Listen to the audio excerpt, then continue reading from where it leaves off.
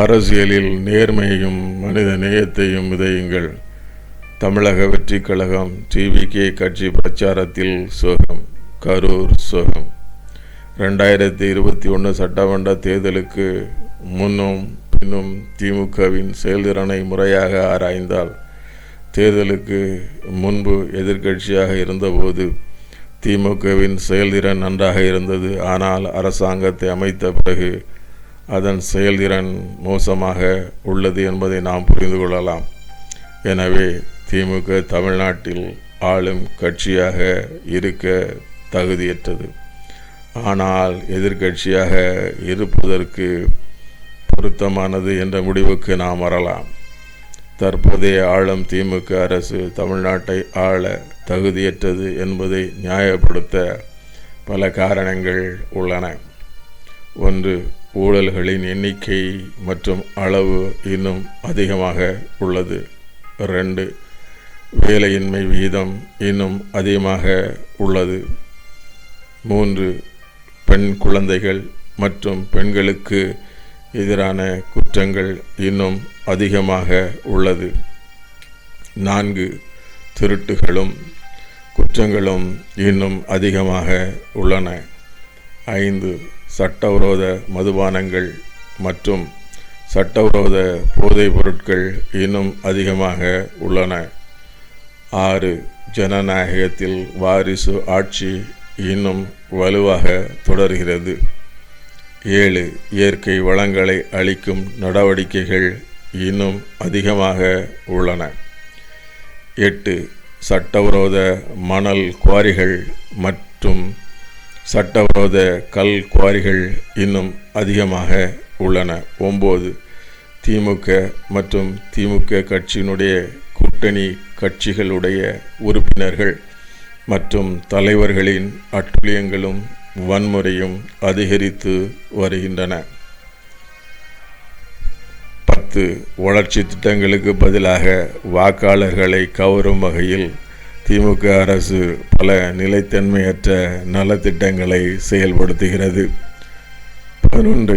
பல நலத்திட்டங்கள் மோசமான முறையில் செயல்படுத்தப்படுகின்றன. 12.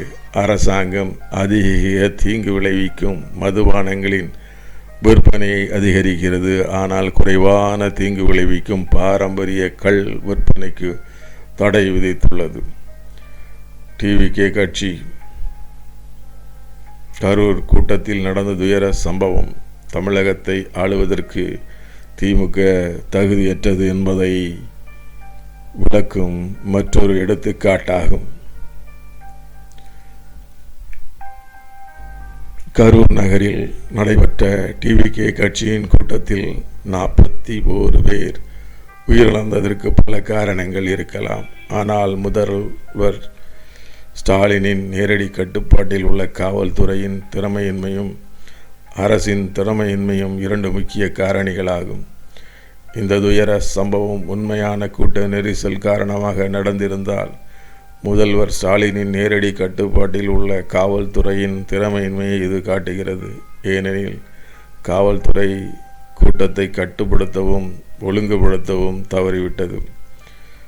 கூட்டத்திற்கு ஒரு சிறிய இடத்தை ஒதுக்கியதால் இந்த துயர சம்பவம் நடந்திருந்தால் முதல்வர் ஸ்டாலினின் நேரடி கட்டுப்பாட்டில் உள்ள காவல்துறையின் திறமையின்மையை இது காட்டுகிறது. ஏனெனில் காவல்துறை கூட்டத்தை நடத்துவதற்கு பொருத்தமான இடத்தை ஒதுக்க தவறிவிட்டது.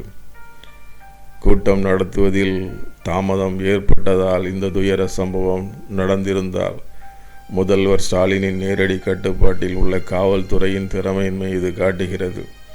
ஏனெனில் திரு விஜய் கூட்டம் நடக்கும் இடத்திற்குள் நுழைவதற்குள் அவரை தடுக்க காவல்துறை தவறிவிட்டது.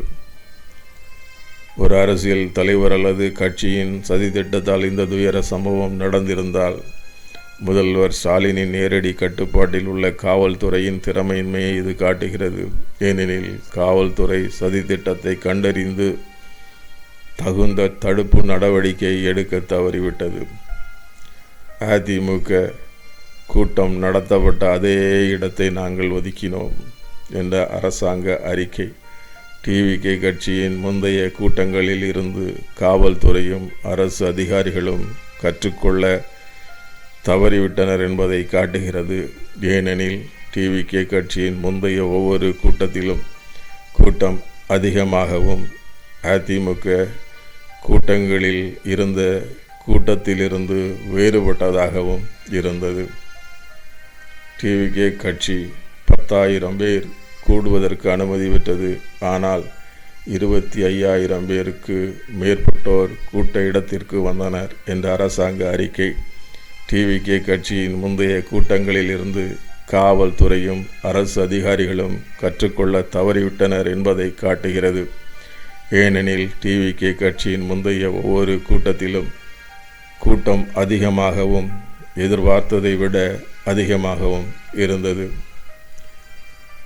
திரு விஜய் கூட்ட இடத்திற்கு தாமதமாக வந்ததால் கூட்ட நெரிசலும் மரணமும் ஏற்பட்டது என்ற அரசாங்க அறிக்கை காவல்துறையும் அரசு அதிகாரிகளும் நிலைமையை விளக்கி திரு விஜய் மற்றும் டிவிகே தலைவர்கள் கூட்ட இடத்திற்குள் நுழைவதற்கு முன்பே அவர்களை தடுத்து நிறுத்த தவறிவிட்டனர் என்பதை குறிக்கிறது.